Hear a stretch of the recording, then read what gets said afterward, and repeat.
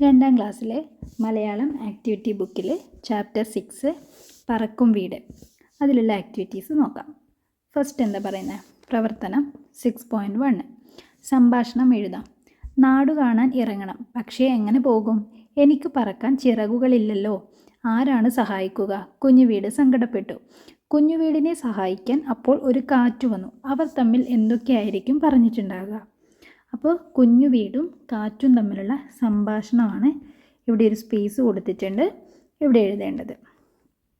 എന്തായിരിക്കും കുഞ്ഞുവീടും കാറ്റും തമ്മിൽ പറഞ്ഞിട്ടുണ്ടാവുക? കാറ്റ് ചോദിച്ചിട്ടുണ്ടാവും, എന്ത്? കുഞ്ഞുവീടെ, നീ എന്തിനാണ് വിഷമിച്ചിരിക്കുന്നതെന്ന് ചോദിച്ചിട്ടുണ്ടാവും. അപ്പോൾ കുഞ്ഞുവീട് എന്ത് പറയും? എനിക്ക് നാട് ചുറ്റാൻ പോകണമെന്നുണ്ട്. അപ്പോൾ കാറ്റ് എന്ത് പറയാം? അതിനെന്താ? അപ്പോൾ കുഞ്ഞുവീട് പറയും, ഞാൻ എങ്ങനെ പോകും? എനിക്ക് കാലോ ചിറകോ ഒന്നുമില്ലല്ലോ.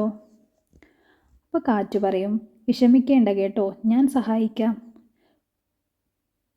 അപ്പോൾ കുഞ്ഞുവീട് ചോദിക്കും, എങ്ങനെയെന്ന് ചോദിക്കും. അപ്പോൾ കാറ്റ് പറയും, എൻ്റെ തോളിൽ കയറിക്കോളൂ, നമുക്ക് കറങ്ങി നോക്കാം. അല്ലേ, എൻ്റെ തോളിൽ കയറിയിരുന്നോളൂ, നമുക്ക് കറങ്ങി നോക്കാം എന്ന് പറയും. അപ്പോൾ കുഞ്ഞുവീട് എന്ത് പറയും?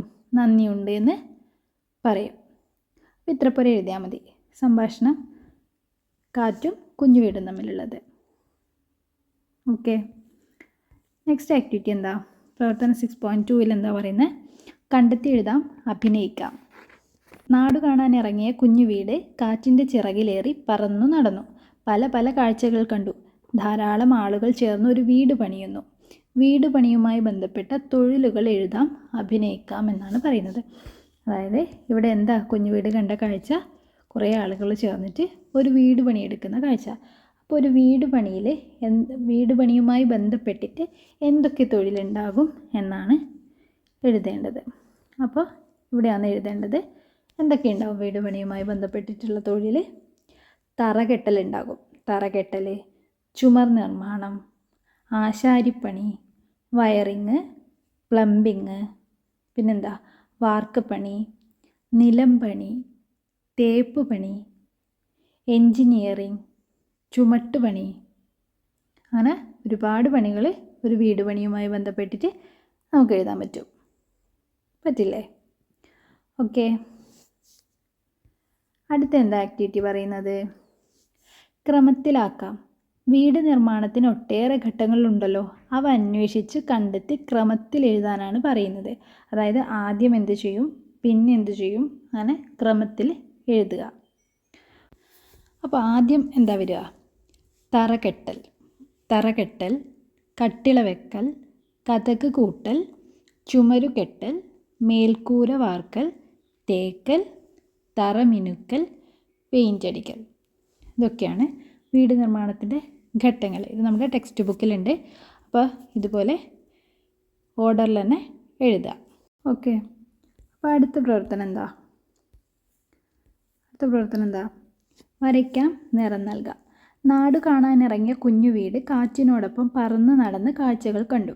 പുഴകൾ, പച്ചവിരിച്ച പാടങ്ങൾ, പട്ടണങ്ങൾ, പലതരം വീടുകൾ. കുഞ്ഞുവീട് കണ്ട കാഴ്ചകൾ വരയ്ക്കാം, നിറം നൽകാമെന്നാണ് പറയുന്നത്. അപ്പോൾ കാറ്റിൻ്റെ ചിറകിലേറി കുഞ്ഞുവീട് ഇങ്ങനെ യാത്ര ചെയ്യാണ്. അപ്പോൾ യാത്ര ചെയ്യുന്ന സമയത്ത് എന്തൊക്കെ? പുഴകൾ, പച്ചവിരിച്ച പാടങ്ങൾ, പട്ടണങ്ങൾ, കെട്ടിടങ്ങൾ, വീടുകൾ, ഇതൊക്കെ കണ്ടു. അപ്പോൾ അത് നമ്മൾ ഈ ഒരു സ്പേസിൽ വരയ്ക്കാനാണ് പറയുന്നത്. അപ്പോൾ നമുക്ക് കെട്ടിടങ്ങൾ വരയ്ക്കാം, വീട് വരയ്ക്കാം, റോഡ്, മരങ്ങൾ, പുഴ, മൃഗങ്ങൾ, വാഹനങ്ങൾ, അങ്ങനെ കുഞ്ഞുവീട് കാണാൻ സാധ്യതയുള്ള കാര്യങ്ങളൊക്കെ നമുക്ക് ഇവിടെ വരച്ച് നിറം നൽകാം. ഓക്കെ, അടുത്ത എന്താ പറയുന്നത്? ക്ഷണക്കത്ത് തയ്യാറാക്കാം. മൈലാഞ്ചി മലയിലെ കുരുവിയുടെ ഗൃഹപ്രവേശനത്തിന് തയ്യാറാക്കിയ കത്ത് വായിച്ചല്ലോ. ടെക്സ്റ്റ് ബുക്കിൽ അങ്ങനെ ഒരു കത്തുണ്ട്, അപ്പോൾ അത് വായിക്കുക. എന്നിട്ട് യാമിയുടെ പിറന്നാളിന് കൂട്ടുകാരെ ക്ഷണിക്കാനായി ഒരു ക്ഷണക്കത്ത് തയ്യാറാക്കാം. അപ്പോൾ ഇവിടെ ക്ഷണക്കത്ത് തയ്യാറാക്കാൻ സ്പേസ് കൊടുത്തിട്ടുണ്ട്. അപ്പോൾ ആമിയുടെ പിറന്നാളിന് ക്ഷണിച്ചുകൊണ്ടുള്ള കത്താണ് നമുക്ക് തയ്യാറാക്കേണ്ടത്. അപ്പോൾ എങ്ങനെ തയ്യാറാക്കാം? ഫസ്റ്റ് നമുക്ക് എന്ത് എഴുതാം? ക്ഷണക്കത്ത് നിന്ന് ഹെഡിങ് എഴുതി കൊടുക്കുക. ദെൻ സ്ഥലവും ഡേറ്റും എഴുതണ്ടേ? എവിടെയാണ്? മൈലാഞ്ചി മലയിലല്ലേ? അപ്പോൾ മൈലാഞ്ചി മല എന്ന് എഴുതുക, ഡേറ്റ് എഴുതുക. എന്നിട്ട് എന്താ എഴുതുക ക്ഷണക്കത്തിൽ? പ്രിയപ്പെട്ട കൂട്ടുകാരെ, ഒരു ഡേറ്റ് എഴുതാം, എന്തെങ്കിലും ഒരു ഡേറ്റ്. ഇപ്പോൾ നവംബർ 10 എൻ്റെ പിറന്നാളാണ്. രാവിലെ 10 മണിക്ക് കേക്ക് മുറിക്കും, എല്ലാവരും വരണം. ഇത്ര എഴുതാമല്ലോ. പ്രിയപ്പെട്ട കൂട്ടുകാരെ, നവംബർ 10 എൻ്റെ പിറന്നാളാണ്. രാവിലെ 10 മണിക്ക് കേക്ക് മുറിക്കും, എല്ലാവരും വരണം. എന്നിട്ട് യാമി എന്ന് പേര് എഴുതുക. അപ്പോൾ ഇത്രയാണ് ക്ഷണക്കത്ത് തയ്യാറാക്കാൻ നമ്മൾ എഴുതേണ്ടത്. പിന്നെ അടുത്ത് എന്താ? കണ്ടെത്തി എഴുതാം. താഴെ പറയുന്ന പ്രയോഗങ്ങൾ വരുന്ന വാക്യങ്ങൾ പാഠഭാഗത്തു നിന്നും കണ്ടെത്തി എഴുതാം. അതായത് ഇവിടെ തൊട്ടു തലോടി, മാനം മുട്ടെ, ഒരടി വയ്യ, കുറ്റിയടിച്ചതുപോലെ, ഇത്രയും കാര്യങ്ങളിവിടെ കൊടുത്തിട്ടുണ്ട്. അപ്പോൾ ഇതൊക്കെ വരുന്ന വാക്യങ്ങൾ നമ്മൾ ടെക്സ്റ്റ് ബുക്കിലുണ്ട്. അത് നോക്കിയിട്ട് എഴുതാനാണ് പറയുന്നത്. അപ്പോൾ ആദ്യം എന്താ പറയുന്നത്? തൊട്ടു തലോടി. എന്താ ഉള്ളത് അതിൽ? ടെക്സ്റ്റ് ബുക്ക് വായിച്ചു നോക്കൂ. തൊട്ടു തലോടി കൊണ്ടുവന്ന കാറ്റ്. എന്താ ഉള്ളത് അതിൽ? തൊട്ടു തലോടി എന്നതിൽ നമുക്ക് എന്താ എഴുതാം? തൊട്ടു തലോടി കൊണ്ടുവന്ന കാറ്റ്. രണ്ടാമത്തെ എന്താ പറയുന്നത്? മാനമുട്ടെ. മാനമുട്ടെ എന്ന് പറഞ്ഞാൽ എന്ത് വാക്ക് ടെക്സ്റ്റിലുള്ളത്? മാനം മുട്ടെ ഉയർന്നു നിൽക്കുന്ന സൗധങ്ങൾ, അല്ലേ? മാനം മുട്ടെ ഉയർന്നു നിൽക്കുന്ന സൗധങ്ങൾ. അടുത്തെന്താ? ഒരടി വയ്യ. ഒരടി വയ്യ.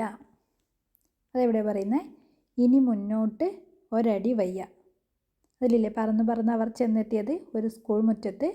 ഇനി മുന്നോട്ട് ഒരടി വയ്യ. അടുത്തത് കുറ്റിയടിച്ചതുപോലെ. കുറ്റിയടിച്ചതുപോലെ ഏതാത്? ഞാൻ മാത്രം ഇവിടെ ഇങ്ങനെ കുറ്റിയടിച്ചതുപോലെ. ഞാൻ മാത്രം ഇവിടെ ഇങ്ങനെ കുറ്റിയടിച്ചതുപോലെ. അപ്പോൾ ഇത്രയാണ് പറക്കും വീട് എന്ന ചാപ്റ്ററിലുള്ള ആക്ടിവിറ്റീസ്.